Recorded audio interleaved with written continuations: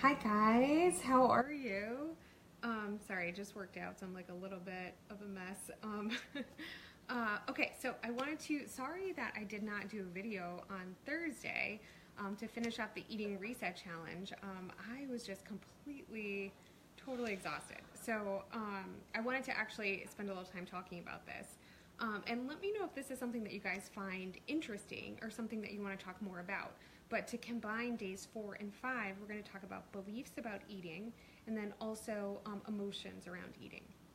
So beliefs around eating are often tied into emotions. So it's a good marriage, I think, to talk about these things together. So I gave some examples in the group around beliefs around eating. So I want to learn a little bit more for you guys, like what are your beliefs that you feel like you are sort of stuck in? Or those beliefs, those things that you say to yourself that come up for you kind of over and over again in different types of eating situations.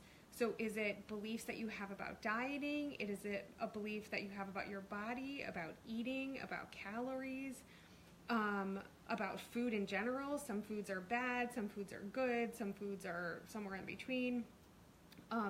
So really thinking about that, right? So starting to recognize some of those patterns, some of those thoughts, some of those beliefs that you hold around food, and then how those beliefs impact your behavior. So are they changing how you see food? Are they changing how you eat? Are they changing what foods you choose or when you eat?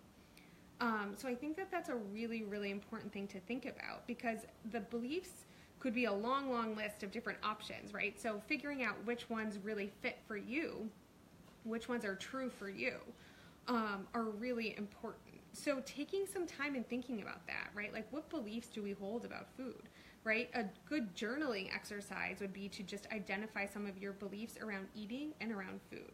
So is it that it's bad to eat any sort of takeout or prepared or processed food? Is it that you feel guilt and shame after doing so? Is it that you feel like you need to count calories to lose weight? Or you feel like you always need to be losing weight? I mean, it could be a whole range of things, right? I gave a list of a few things. Fat is bad, right? That's often a common one for people. Sugar is bad, right? Things that we get sort of entrenched into our psyche in a way, and they really impact how we're making choices in our life, how we are interacting with food. So they kind of lock us into behavior too, right? They make things very rigid, and when we feel rigid and restricted, we don't always react in a healthy way, right? It changes our relationship with the food, it changes our whole eating dynamic. So it's really, really important to identify some of those beliefs. One, kind of what are they, and then how do they impact your behavior? If you wanted to get one step farther, you could also think about like, where did this come from, right? Where did I learn this? That's always an interesting exercise. So I want to switch and talk a little bit about emotions too, where what are the emotions that you're feeling when you feel like you're reaching for certain foods? And also, are you good at or have you done a regular practice around identifying your emotions? So when you're feeling stressed, sad, mad, frustrated, overwhelmed, bored, all of those things. So when you're reaching for food, are you actually feeling stressed, or are you actually feeling bored or overwhelmed or tired or whatever it may be, right? So really acknowledging, hey, what are my emotions at this time, and taking a pause to say, before I reach for this food or before I just sort of mindlessly eat something, let's pause and take a second and think about why. Why am I feeling called to eat this food or called to eat this meal or called to reach for whatever this thing is? Am I tired? Am I stressed, overwhelmed, frustrated? What is it? But I want you to name it, because that's a really, really important first step to get used to identifying what emotions you're feeling. And then when you're feeling them, what does that drive you to do? For example, when you're feeling frustrated or bored or sad, are you always reaching for sweet food as some sort of kind of soothing practice? Has that been a behavior that's been with you forever, for years and years and years? Is there something else you can do when you're feeling stressed or overwhelmed or tired versus reaching for some food that may not be nourishing for your body?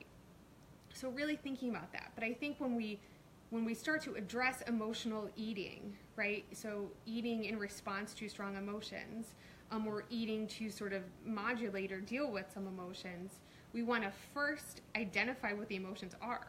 Identify what we're feeling so we know when we're acting on it and what we're doing and how it's influencing our behavior.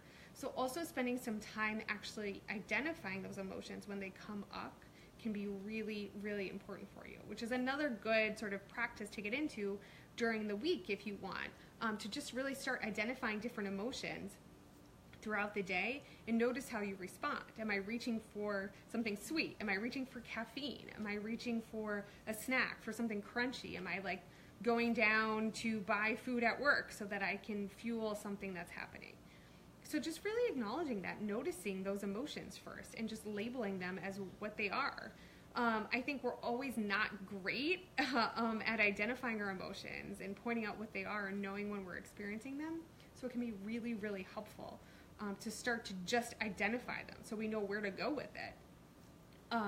So that would be definitely a recommendation for you guys. I also changed a little bit. I know I talked about on Wednesday, if you guys are interested in taking this farther and doing some intuitive eating work one-on-one, that I had a promotional fee on my individual sessions for $48, which I still have, but I'm going to extend it so it'll go through Wednesday of next week instead of just the end of this weekend, since I'm doing this video a little bit later. So if this stuff sounds interesting to you, if you feel like it really applies to you and you feel like it could be helpful to apply it to yourself in your unique situation, feel free to schedule a session with me and we can work through some of these things. We can start to go through an intuitive eating protocol, talk more about what that's like, and really just learn more about that and how it could fit for you and how it could improve your relationship with food. So if you have questions, I hope this information was helpful for you. Just send me an email and I'm happy to talk about it. Okay, have a good weekend.